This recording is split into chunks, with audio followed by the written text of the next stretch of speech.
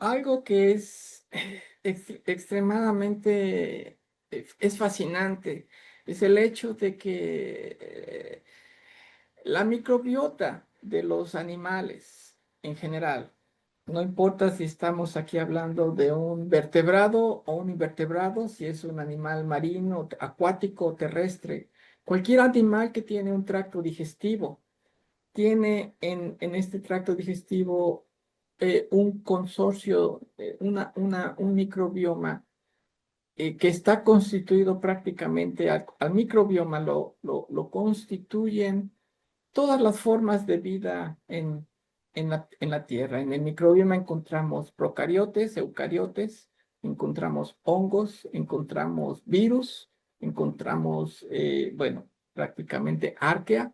Estamos hablando de un consorcio de microorganismos que forman parte de lo que se conoce como un microbioma.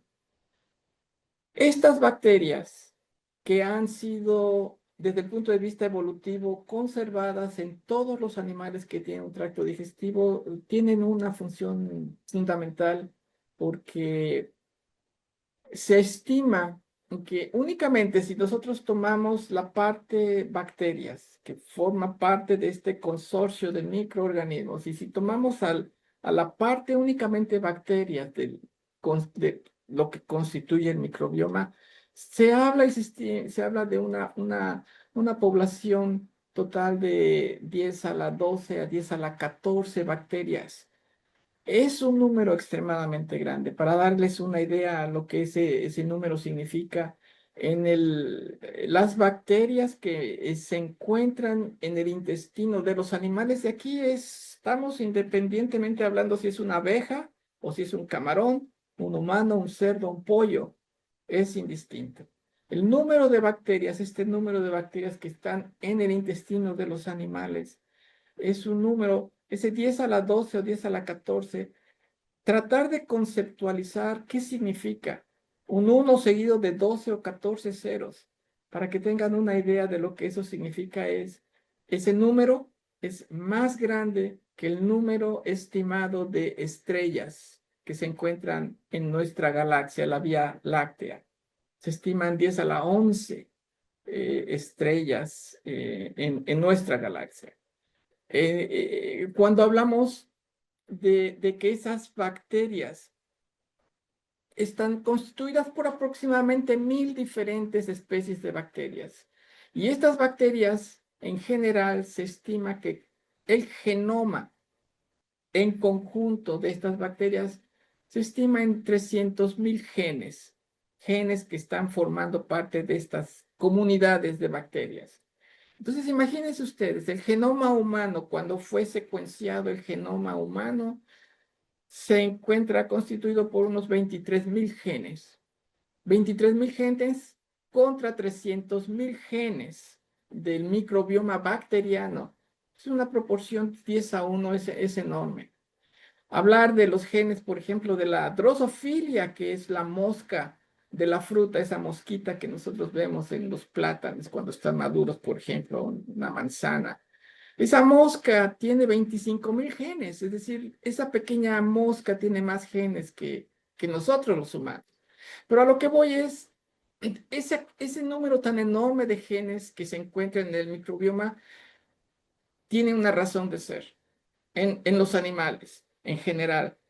Esas bacterias están complementando la biología, la fisiología y determinan el balance entre salud y enfermedad en cualquier animal, sea indistintamente el animal que nosotros estemos hablando. Estas bacterias entran en contacto con los animales, en el caso de mamíferos, precisamente, o en aves o reptiles al momento del nacimiento. Y estas bacterias tienen en ese momento el proceso en mamíferos cuando pasan por el canal vaginal o en aves o reptiles al salir del cascarón, lo que hacen estos animales es muestrear las heces fecales que están en el nido, tierra, piedras, pasto. Y en el caso del mamífero, cuando pasa por el canal vaginal, en todos estos animales, al momento del nacimiento, todas estas mucosas son colonizadas por la microbioma, las bacterias que están en el medio ambiente. Y miren, estas bacterias, hoy se sabe que ese proceso de colonización al momento del nacimiento o la eclosión del huevo de un reptil o de un ave es crítico y es fundamental, sobre todo porque estas bacterias son las que entrenan al sistema inmunológico de los animales. En el caso de un mamífero innato y adquirido, inmunidad humoral y celular, todas las células del sistema inmunológico tienen que ser entrenadas y capacitadas por estas bacterias. Y esto tiene que ocurrir al momento del nacimiento. Es una ventana, además, muy corta. Y desgraciadamente, si ese proceso de colonización de todas las bacterias que están colonizando, no únicamente la mucosa del tracto digestivo, la mucosa ocular, la mucosa respiratoria, la mucosa genitourinaria, cada una de estas mucosas, la piel, tenemos microbiomas muy específicos. Y estas bacterias van a complementar la inmunidad, la fisiología y la biología de los animales. Entonces cuando se compromete este proceso, como sucede en una cesárea, que es un parto estéril, desgraciadamente los niños o niñas que nacen por parto estéril van a tener procesos inmunológicos deficientes que se transforman o se traducen en alergias o en problemas de asma, quizás en la gran mayoría, sin tratar de generalizar, pero sí hay muchos estudios que han demostrado estas deficiencias en estos niños. Y es que el sistema inmunológico, como un ejemplo, es decir, no solamente es el sistema inmunológico, estas bacterias tienen una influencia en todos los sistemas biológicos, en todos los órganos, desde el cerebro hasta la uña del dedo gordo del pie izquierdo. Es decir, todos los procesos biológicos, fisiológicos, ese balance está controlado y fundamentalmente por las bacterias que están colonizando el intestino, porque esas bacterias es en el intestino de los animales es donde encontramos la mayor diversidad y el mayor número de microorganismos que, bueno, puede ser superado, sí, por los virus. Los virus, si hablamos de que hay en cuestión de genes 10-1, comparado con los genes que puede haber las células de un animal, pues hablar de los genes o ese material genético en los virus es todavía mucho mayor. Y aquí viene un tema interesante porque los humanos creemos que todas las bacterias son malas o que todos los virus son malos. Y es que efectivamente, tradicionalmente, históricamente, asociamos a los virus y lo primero que pensamos es o en un COVID o en un SIDA o influenza aviar. Eh, nombren en realidad el número de virus que sí tienen efectos desastrosos en la salud animal y humana son incalculables. Sin embargo, el número de virus benéficos, igual que las bacterias benéficas, supera muchísimo a los virus o bacterias que consideramos patógenos o malos y que tienen un efecto directo en salud, en productividad. Pero sin estos virus, sin estas bacterias que tenemos en todas nuestras mucosas, la vida en la Tierra no podría suceder. Y esto no solamente aplica para animales, aplica también para las plantas, porque las plantas también dependen la supervivencia, su fisiología, su biología, su desarrollo, su sistema inmunológico, dependen de colonización de bacterias y de virus en sus raíces, en toda su estructura, planta, en flores, hojas, todo. Entonces, toda la vida en la Tierra sin estas bacterias no la podríamos concebir como tal. Esa es la importancia que tiene el microbioma, la parte bacterial, que es lo que nos enfocamos en la plática de ayer tiene, sobre todo en la parte de la productividad de las aves, porque hablar de los efectos que tienen no solamente en la salud, sino mantener la homeostasis es fundamental. Aquí quisiera mencionar algo que es crítico y es que estas bacterias que están viviendo en nuestro intestino es un sistema ecológico muy frágil y muy delicado. Y estas bacterias, de alguna forma, que están complementando nuestra salud, nuestra biología, dependen, es un proceso simbiótico espectacular en la naturaleza. Realmente los animales les hemos proveído a estas bacterias un lugar donde ellas viven y las alimentamos. A cambio, ellas nos dan la vida y nos dan nuestra salud. Es un proceso simbiótico extraordinario y aquí cualquier situación de estrés, independientemente ¿qué ocasionó el estrés? Pudo haber sido un estrés biológico, físico, químico, nutricional, ambiental, calor, frío, psicológico. El resultado es el mismo. El resultado va a ser un proceso de inflamación intestinal. Y aquí, Celina, y disculpa si me estoy extendiendo mucho, pero pues, la pregunta fue muy general, ¿cuál es la importancia? Y hablar de estos conceptos sin hablar del impacto que tienen en productividad, en salud, va todo muy relacionado, porque nosotros no sabemos o no tenemos la conciencia de que el intestino, que está albergando el mayor número de microorganismos en el animal, es también el órgano inmune más importante de los animales y se estima de que entre el 70 y el 80% de las células del sistema inmunológico innato adquirido en un animal, en un mamífero, por ejemplo, o en un insecto, que es hablar de un sistema innato nada más, 70-80% de las células inmunológicas están en el intestino. Hay una razón por la cual hay tantas células inmunes en el intestino. El intestino es como la piel. Está aislando la piel, está aislando el medio ambiente externo del interno del organismo. El intestino es lo mismo, pero es un tubo que está dentro del animal y está separando el medio ambiente interno del externo, con la diferencia de que este intestino tiene que tener la capacidad de absorber, tolerar la entrada de agua y de nutrientes que los animales comemos o bebemos.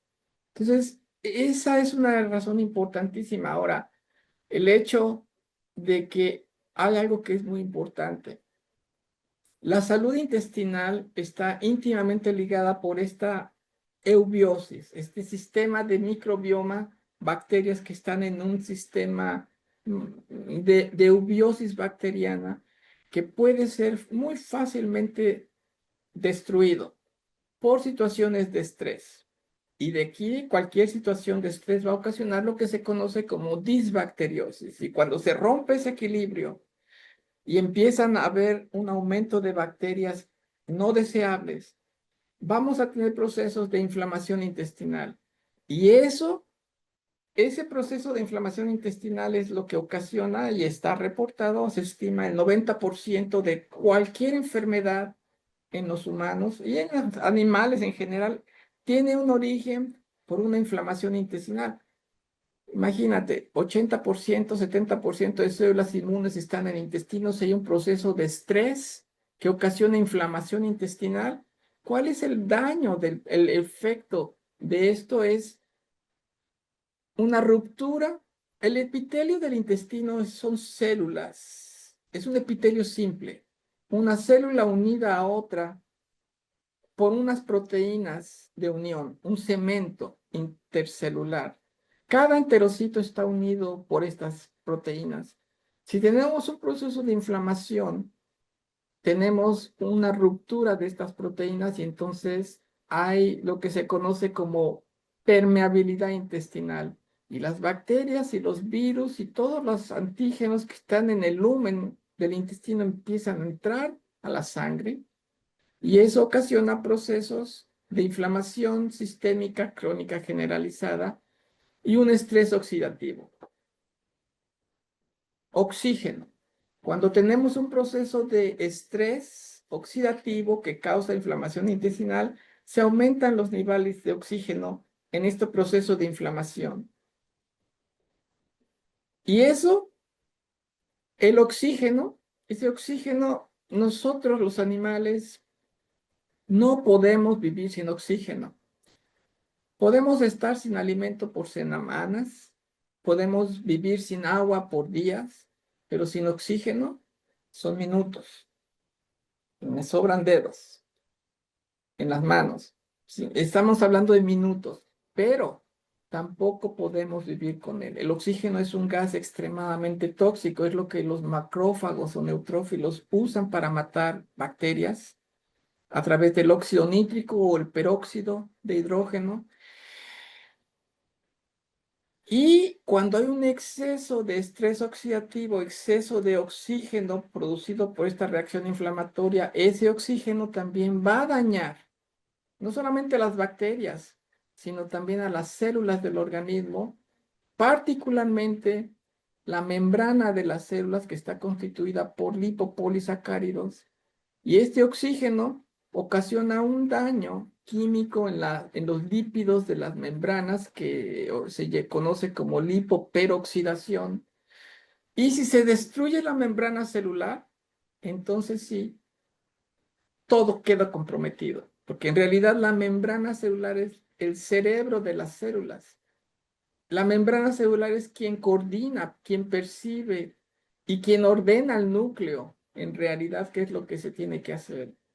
Ese es el origen del daño que hay cuando hay un proceso de inflamación intestinal, un estrés oxidativo, y eso nos da a entender por qué si hay un proceso de inflamación intestinal que aumenta la permeabilidad bacteriana, que ocasiona que haya una inflamación sistémica generalizada, mayor estrés oxidativo, eso explica por qué hay problemas degenerativos nerviosos, cardiopulmonares, en riñón, en páncreas, en huesos. Ese es el origen y tuvo un origen a nivel intestinal. Por eso el estrés es tan importante controlarlo, para evitar los procesos de inflamación. El estrés no es un proceso, la inflamación son malos. Todas plantas y animales tienen este proceso de innato de defensa. Es el mecanismo, el estrés es el mecanismo que permite la sobrevivencia del individuo para correr o pelear, pero al final de cuentas es sobrevivir. Pero fue creado en la naturaleza para ser rápido, agudo. Cuando el estrés se hace crónico, ahí es cuando vienen los problemas y las consecuencias. Cuando hay un proceso, cuando un león nos está persiguiendo, todas y cada una de las células del organismo se tienen que preparar para defender al sistema, al individuo. Y los sistemas de crecimiento y de reproducción se cierran para que haya sangre y todos los sistemas del individuo se concentren o en pelear o en correr. Y ese es el problema de un estrés crónico, que puede crear situaciones de cáncer o de Alzheimer o Parkinson o lo que tú quieras, una diabetes. Pero en los casos de animales se transforma, no hay crecimiento, no hay reproducción y eso ocasiona, ese es el impacto que el estrés, y que ¿qué ocasionó el estrés? Puede haber sido calor, amoníaco, una coccidia, un virus de influenza, una salmonela, lo que tú quieras. Al final de cuentas es lo mismo, inflamación en el intestino y allí se centra todo. Eh, Controlas, tú controlas ese proceso de inflamación y vas a tener el mensaje que yo quiero dar para todos ustedes es, hay que cuidar al microbioma intestinal y esas bacterias van a cuidar ese balance de salud intestinal. Hay que cuidar y proteger los procesos de estrés en general y allí vamos a tener mejores aspectos de productividad en el caso de particularmente nuestros animales de producción, sean tilapias o cerdos o aves.